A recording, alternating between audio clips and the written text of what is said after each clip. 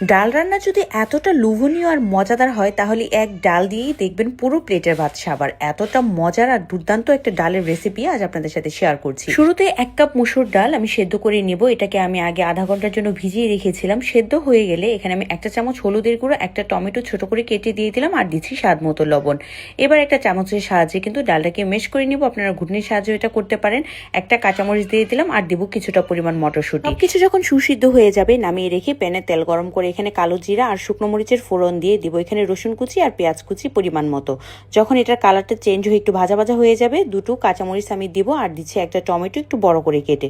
যখন একটু নরম হয়ে যাবে টমেটোটা আর ভাজা ভাজা হয়ে যাবে সব কিছু, সেদ্ধ করে রাখা ডালটা দিয়ে রান্না করব 5 মিনিটের মতন। এটাকে আমি আরও কিছুটা পাতলা করব, তাই এখানে আরও 1 কাপ পরিমাণ গরম পানি দিচ্ছি। এবার চুলার হিটটাকে বাড়িয়ে দিয়ে ফুটে ওঠা পর্যন্ত অপেক্ষা করব। নামানোর আগে দিচ্ছি কিছুটা পরিমাণ ধনিয়া পাতা কুচি। এই ডালের স্বাদের কথা কি বলবো, সব কিছুর সাথেই খেতে ভালো লাগে।